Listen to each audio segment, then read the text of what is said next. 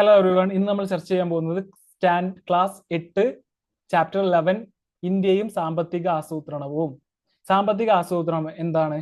ലഭ്യമായ വിഭവങ്ങൾ ഉൾപ്പെടുത്തി സമൂഹത്തിന്റെ പ്രധാന സാമ്പത്തിക ലക്ഷ്യങ്ങൾ നേടാൻ നടത്തുന്ന മുന്നൊരുക്കത്തെയാണ് സാമ്പത്തിക ആസൂത്രണം, എക്കണോമിക് പ്ലാനിംഗ് എന്ന് പറയുന്നത്. സാമ്പത്തിക വളർച്ചയെ, എക്കണോമിക് ഗ്രോത്ത് ത്വരിതപ്പെടുത്തുന്നതിൽ സാമ്പത്തിക ആസൂത്രണം സുപ്രധാന പങ്ക് വഹിക്കുന്നു. ആസൂത്രണത്തിന്റെ നാൾവഴി. ബ്രിട്ടീഷ് ചൂഷണവും ഇന്ത്യയുടെ വികസന മുരടിപ്പും എങ്ങനെ തരണം ചെയ്യാം എന്നതായിരുന്നു 1931 ഇന്ത്യൻ നാഷണൽ കോൺഗ്രസ് കറാച്ചി സമ്മേളനത്തിലെ പ്രധാന ചർച്ചാ വിഷയം. ബ്രിട്ടീഷ് ചൂഷണവും ഇന്ത്യയുടെ വികസന മുരടിപ്പും എങ്ങനെ തരണം ചെയ്യാം എന്നതായിരുന്നു 1931 ഇന്ത്യൻ നാഷണൽ കോൺഗ്രസ് കറാച്ചി സമ്മേളനത്തിലെ പ്രധാന ചർച്ചാ വിഷയം. ജവഹർലാൽ നെഹ്റുവിന്റെ നേതൃത്വത്തിൽ 1938 ദേശീയ ആസൂത്രണ സമിതി, നാഷണൽ പ്ലാനിംഗ് കമ്മിറ്റി രൂപീകരിച്ചു. 1944 ഇന്ത്യയിലെ ഒരു സംഘം വ്യവസായികൾ ബോംബെ നഗരത്തിൽ സമ്മേളിച്ച് ഇന്ത്യയുടെ സാമ്പത്തിക വികസനത്തിന് വേണ്ടി ഒരു പദ്ധതി തയ്യാറാക്കി. ഇത് ബോംബെ പദ്ധതി എന്ന പേരിലാണ് അറിയപ്പെടുന്നത്. പ്രമുഖ സാമൂഹ്യ പ്രവർത്തകനായ MN റോയ് ആവിഷ്കരിച്ച ജനകീയ പദ്ധതിയും പീപ്പിൾസ് പ്ലാൻ ഇന്ത്യയുടെ ആസൂത്രണ ആശയങ്ങൾക്ക് കരുത്തേകി. 1948 സ്വതന്ത്ര ഭാരതത്തിൽ ആദ്യമായി വ്യവസായിക നയം രൂപീകരിച്ചത്. 1948 സ്വതന്ത്ര ഭാരതത്തിൽ ആദ്യമായി വ്യാവസായിക നയം രൂപീകരിച്ചത്. ഇന്ത്യയുടെ സാമ്പത്തിക ആസൂത്രണത്തിന് വ്യക്തമായ മാർഗനിർദ്ദേശങ്ങൾ നൽകിയ വിശ്വേശ്വരയ്യ ഇന്ത്യൻ ആസൂത്രണത്തിന്റെ പിതാവ് എന്നറിയപ്പെടുന്നു. അപ്പൊ ഇന്ത്യൻ ആസൂത്രണത്തിന്റെ പിതാവ് ആരാണ്? വിശ്വേശ്വരയ്യയാണ്. ഇന്ത്യയുടെ ആസൂത്രിത സമ്പദ് വ്യവസ്ഥ, പ്ലാൻഡ് എക്കോണമി ഓഫ് ഇന്ത്യ എന്ന വിഖ്യാത ഗ്രന്ഥം രചിച്ചത് വിശ്വേശ്വരയ്യയാണ്.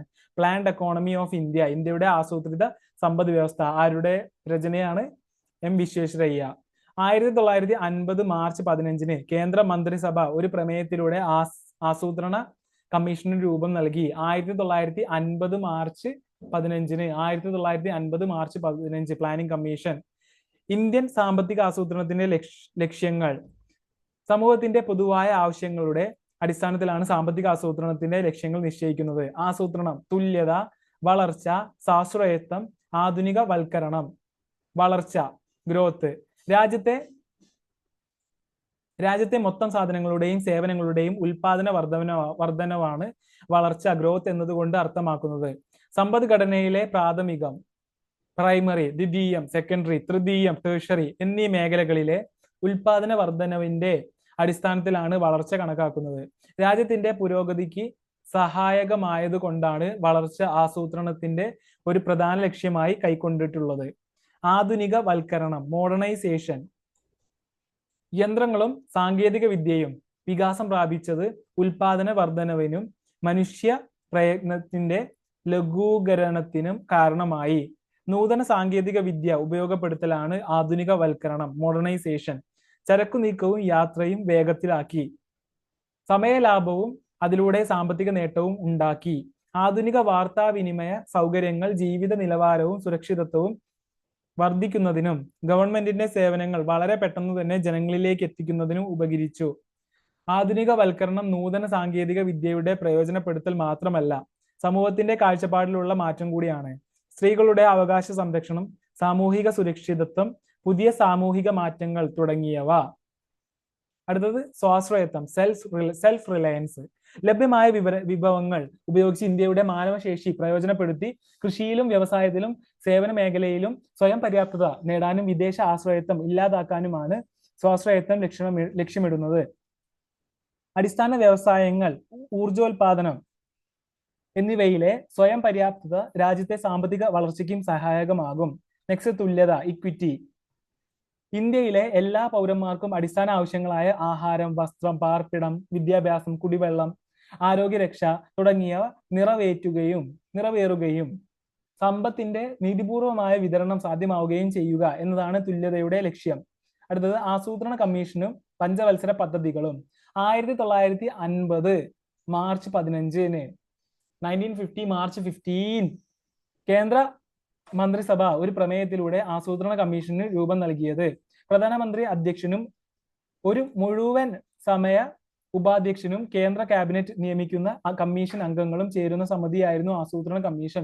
സോവിയറ്റ് യൂണിയനിൽ നടപ്പാക്കിയ ദേശീയ ആസൂത്രണത്തിന്റെ മാതൃകയാണ് ഇന്ത്യ സ്വീകരിച്ചത്. സോവിയറ്റ് യൂണിയനിൽ നടപ്പാക്കിയ ദേശീയ ആസൂത്രണത്തിന്റെ മാതൃകയാണ് ഇന്ത്യ സ്വീകരിച്ചത്. ഇന്ത്യൻ ജനാധിപത്യത്തിനും മിശ്ര സമ്പദ് വ്യവസ്ഥയ്ക്കും അനുസരിച്ചുള്ള മാറ്റങ്ങൾ വരുത്തി നടപ്പാക്കാനാണ് ആസൂത്രണ കമ്മീഷൻ തീരുമാനിച്ചത്. പഞ്ചവത്സര പദ്ധതികളായാണ് ആസൂത്രണ കമ്മീഷൻ പദ്ധതികൾ വിഭാവനം ചെയ്തത്. ഒരു പ്രത്യേക മേഖലയ്ക്ക് മുൻഗണന നൽകി 5 വർഷം കൊണ്ട് ലക്ഷ്യം നേടുക എന്നതാണ് പഞ്ചവത്സര പദ്ധതികളുടെ ഉദ്ദേശം.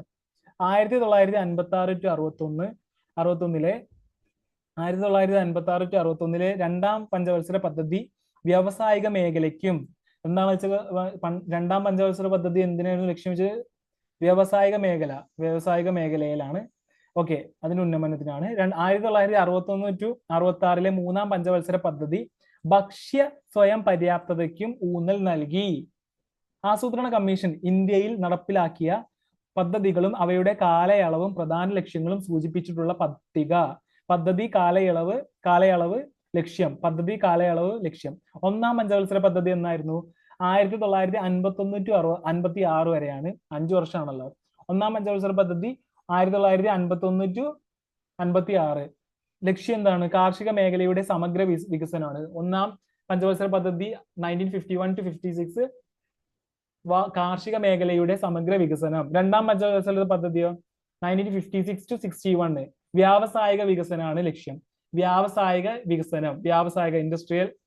ഇൻഡസ്ട്രീസിന്റെ ഉന്നമനം. ഓക്കെ, മൂന്നാം പഞ്ചവത്സര പദ്ധതി 1961-66 ലക്ഷ്യം എന്താണ്? ഭക്ഷ്യ സ്വയം പര്യാപ്തത, സമ്പദ്ഘടനയുടെ സ്വയം പര്യാപ്തത. അതുപോലെ സമ്പദ്ഘടനയുടെ സ്വയം പര്യാപ്തത. അടുത്തത് നാലാം പഞ്ചവത്സര പദ്ധതി 1969-74 1969-74 ലക്ഷ്യം എന്താണ്? സ്ഥിരതയോടുകൂടിയ വളർച്ച, അതുപോലെ സ്വാശ്രയത്വം. ഓക്കെ, അഞ്ചാം പഞ്ചവത്സര പദ്ധതിയോ? അഞ്ചാം പഞ്ചവത്സര പദ്ധതി 1974-1979 ആണ്. 1974-1979 ദാരിദ്ര്യ നിർമ്മാർജ്ജനമാണ് അഞ്ചാം പഞ്ചവത്സര പദ്ധതിയുടെ ലക്ഷ്യം. അപ്പൊ ഒന്നാം പഞ്ചവത്സര പദ്ധതി കാർഷിക മേഖലയുടെ സമഗ്ര വികസനം, 2 വ്യാവസായിക വികസനം, 3 ഭക്ഷ്യ സ്വയം പര്യാപ്തത, സമ്പദ്ഘടനയുടെ സ്വയം പര്യാപ്തത, 4 സ്ഥിരതയോട് കൂടിയ വളർച്ച, സ്വാശ്രയത്വം, 5 ദാരിദ്ര്യ നിർമ്മാർജ്ജനം. ആറാം പഞ്ചവത്സര പദ്ധതിയോ 1980-1985 ആണ്. കാർഷിക വ്യവസായിക മേഖലകളുടെ അടിസ്ഥാന സൗകര്യങ്ങൾ മെച്ചപ്പെടുത്തലാണ് ആറാം പഞ്ചവത്സര പദ്ധതി 1980-85. ഏഴാം പഞ്ചവത്സര പദ്ധതി 1985-90 ആധുനികവൽക്കരണം, തൊഴിലവസരങ്ങളുടെ വർധനവ്. ഏഴാം പഞ്ചവത്സര പദ്ധതി. എട്ടാം പഞ്ചവത്സര പദ്ധതി 1992 ആണ് കേട്ടോ. 1992-1997 മാനവശേഷി വികസനം. ഒമ്പതാം പഞ്ചവത്സര പദ്ധതിയോ 1997-2002 ഗ്രാമീണ വികസനവും വികേന്ദ്രീകൃത ആസൂത്രണവും. ഒമ്പതാം പഞ്ചവത്സര പദ്ധതി 1997-2002 ഗ്രാമീണ വികസനവും വികേന്ദ്രീകൃത ആസൂത്രണവും. പത്താം പഞ്ചവത്സര പദ്ധതി 2002-2007 മൂലധന നിക്ഷേപം വർദ്ധിപ്പിക്കുക. 11ാം പഞ്ചവത്സര പദ്ധതി 2007-2012 മുഴുവൻ ജനവിഭാഗങ്ങളുടെയും സമഗ്ര വികസനം. 12ാം പഞ്ചവത്സര പദ്ധതി, ലാസ്റ്റത്തെ പഞ്ചവത്സര പദ്ധതി 2012-2017 വരെയായിരുന്നു. സുസ്ഥിര വികസനമാണ്, സസ്റ്റൈനബിൾ ഡെവലപ്മെന്റ്. ഓക്കെ, പുതിയ ചുവടുവെപ്പുകൾ. കേന്ദ്ര ഗവൺമെന്റ് ആസൂത്രണ കമ്മീഷന്റെ പ്രവർത്തനം അവസാനിപ്പിക്കുകയും നീതി ആയോഗ് എന്ന സംവിധാനം നിലവിൽ വരികയും ചെയ്തു. 2015 ജാനുവരി 1 നിലവിൽ വന്ന NITI Aayog, national institution for transforming India NITI Aayog അധ്യക്ഷൻ പ്രധാനമന്ത്രിയാണ്. നീതി ആയോഗിന്റെ അധ്യക്ഷൻ ആരാണ്? പ്രധാനമന്ത്രി. അധ്യക്ഷൻ, ചെയർമാൻ പ്രധാനമന്ത്രിയാണ്. Okay, planning commission 1950 March 15, NITI Aayog 2015 ജനുവരി 1. നീതി ആയോഗിന്റെ ലക്ഷ്യങ്ങൾ എന്തൊക്കെയാണ്? വ്യവസായ സേവന മേഖലകളിൽ സർക്കാർ പങ്കാളിത്തം കുറയ്ക്കുക. കാർഷിക മേഖലയെ മിശ്ര കാർഷിക ഉൽപാദനത്തിലൂടെ പുരോഗതിയിലേക്ക് എത്തിക്കുക. പ്രബല മധ്യവർഗത്തെ സുസ്ഥിര സാമ്പത്തിക വളർച്ച നേടാൻ പ്രയോജനപ്പെടുത്തുക. പ്രവാസി ഇന്ത്യക്കാരുടെ സേവനം സാമ്പത്തിക സാങ്കേതിക വളർച്ചയ്ക്ക് ഉപയുക്തമാക്കുക. ആധുനിക സാങ്കേതിക വിദ്യയുടെ സഹായത്തോടെ നഗരങ്ങളെ സുരക്ഷിത ആവാസ കേന്ദ്രങ്ങളാക്കി മാറ്റുക. ആഗോള മാറ്റങ്ങളുടെയും വിപണി ശക്തികളുടെയും ഇടപെടലുകൾ നേരിടാൻ രാജ്യത്തെ പ്രാപ്തമാക്കുക. ഒന്നും കൂടി, നീതി ആയോഗിന്റെ ലക്ഷ്യങ്ങൾ എന്തൊക്കെയാണ്? ടോട്ടൽ 6 ലക്ഷ്യങ്ങളാണ്. ഒന്നാമത്തെ ലക്ഷ്യം വ്യവസായ സേവന മേഖലകളിൽ സർക്കാർ പങ്കാളിത്തം കുറയ്ക്കുക. കാർഷിക മേഖലയെ മിശ്ര കാർഷിക ഉൽപാദനത്തിലൂടെ പുരോഗതിയിലേക്ക് എത്തിക്കുക. പ്രബല മധ്യവർഗത്തെ സുസ്ഥിര സാമ്പത്തിക വളർച്ച നേടാൻ പ്രയോജനപ്പെടുത്തുക.